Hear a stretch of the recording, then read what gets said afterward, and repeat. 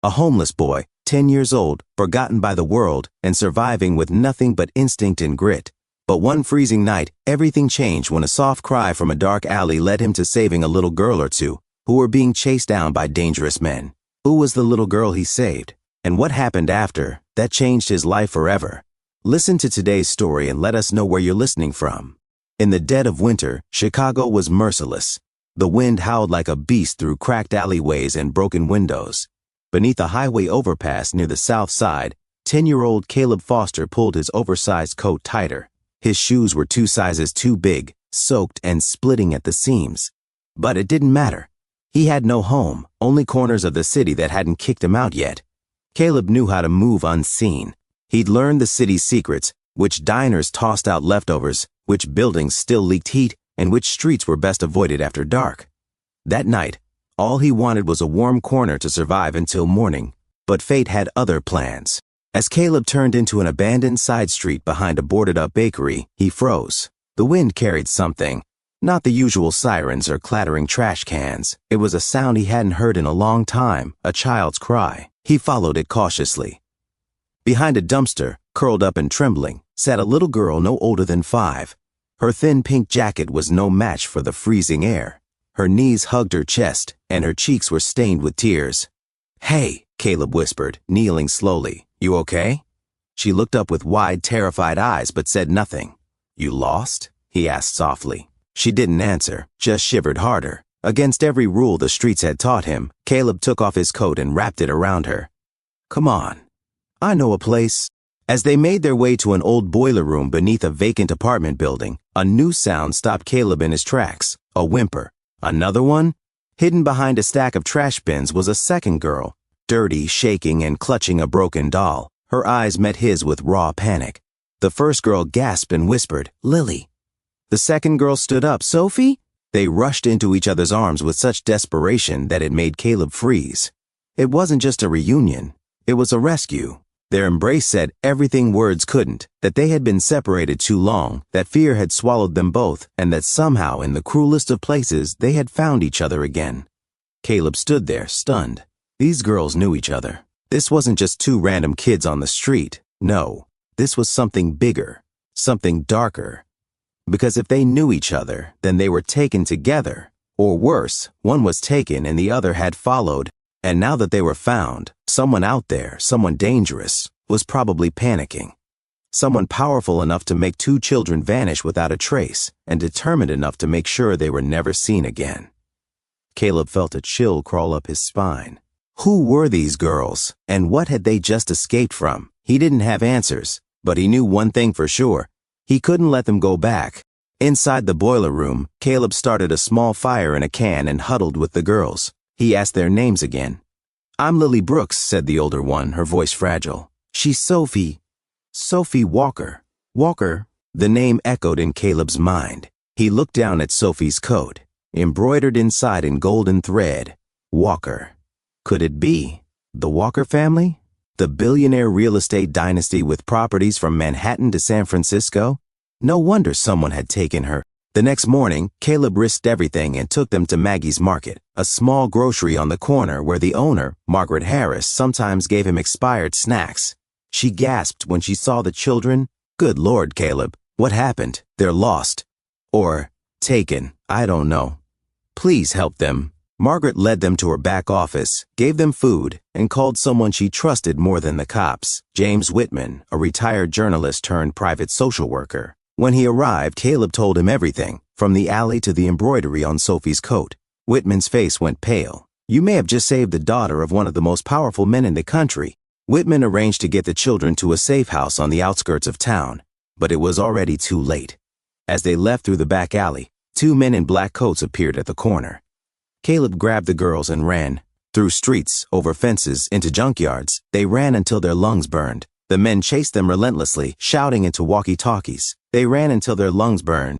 They darted into the old Belmont rail yard, a vast stretch of rusted train cars, forgotten by the city, perfect for hiding. But Caleb knew the moment they ducked behind a rusted boxcar that they had made a mistake. There was no way out. Shouts followed. "We know you're in there!" Caleb pressed the girls behind a stack of pallets and dropped to his knees, heart pounding like a war drum. He looked at them both, terrified, gasping, barely standing. There was nowhere left to run. Then, tires screeched. A black SUV came tearing through the side lot. Its headlights cut through the night like twin swords. The vehicle spun to a halt just feet from them, the back door flinging open. "Get in," a deep voice shouted. Caleb didn't move. He didn't know who it was. Another trick? Another trap? But then the voice came again, urgent but calm. "It's okay. I'm here to help. Richard Walker sent me. Name's David Cole." Caleb didn't wait. He lifted Sophie and pulled Lily to her feet, sprinting the last few yards. Shots rang out behind them. Through the rear window, Caleb saw two men fading into the distance, cursing and waving their fists. He fell back into the seat, panting, arms wrapped around the girls. Safe, for now. David Cole glanced at them in the rearview mirror, his jaw tight. "You kids just stepped into a war," he muttered. "But you did good. You did real good." 30 minutes later, the SUV pulled into the gates of a massive estate in Lake Forest. A man in a dark overcoat and gray suit was already waiting on the steps, Richard Walker himself. When he saw Sophie step out of the car, he dropped to his knees, tears running down his face. "Sophie," he whispered, scooping her into his arms. She cried into his shoulder, "Daddy." Caleb stood back, watching. His job was done. Time to disappear again. But then Walker turned to him. "Who are you?" Caleb lowered his eyes. No one. His voice was barely a whisper. He didn't believe he mattered. Not in a world that had always stepped over him. Richard Walker stepped forward. He studied the boy, the torn shoes, the dirt under his fingernails. But more than that, he saw courage, raw, unpolished, and undeniable. "You're not no one," Richard said, his voice firm. "You're the reason I'm holding my daughter right now, the reason she's alive." Caleb shifted uncomfortably. "You're someone who brought my daughter home," Richard continued. "Someone who mattered when no one else even knew she was gone. You saw her. You cared. When the whole world turned a blind eye, you didn't." He paused, then dropped to one knee, meeting Caleb's eye level. "You didn't just save her, Caleb. You saved me too." For a moment, Caleb said nothing. His lips trembled, and for the first time in years, the boy who had learned to never cry blinked away tears.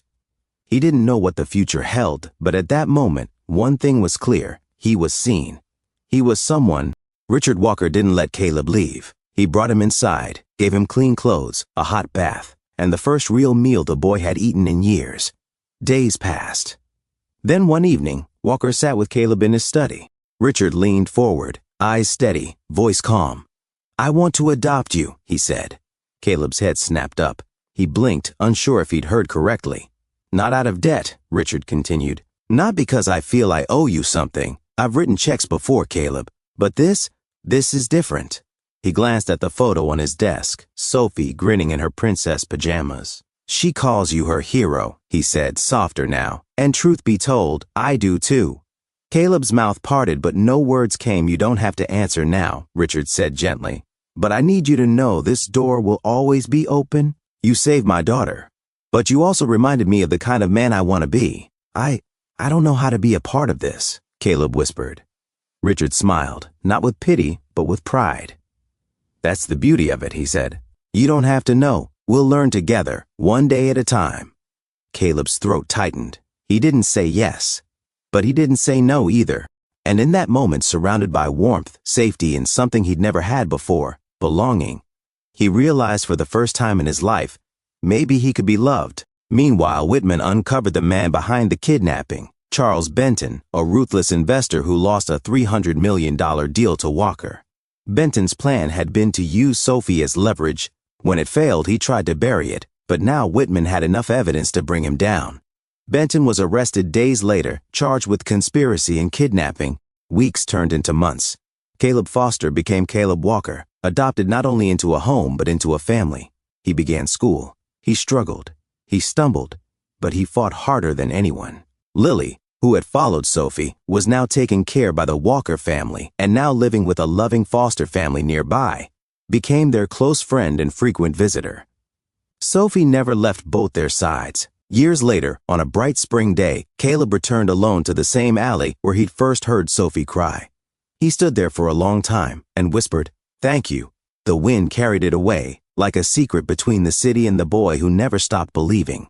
Caleb thought he was no one, but one choice, one act of kindness, gave him a name, a home, and a family. If you were walking past that dark alley on a freezing night, would you have stopped? Please let us know in the comments below, and thank you for listening to Storyline Narratives.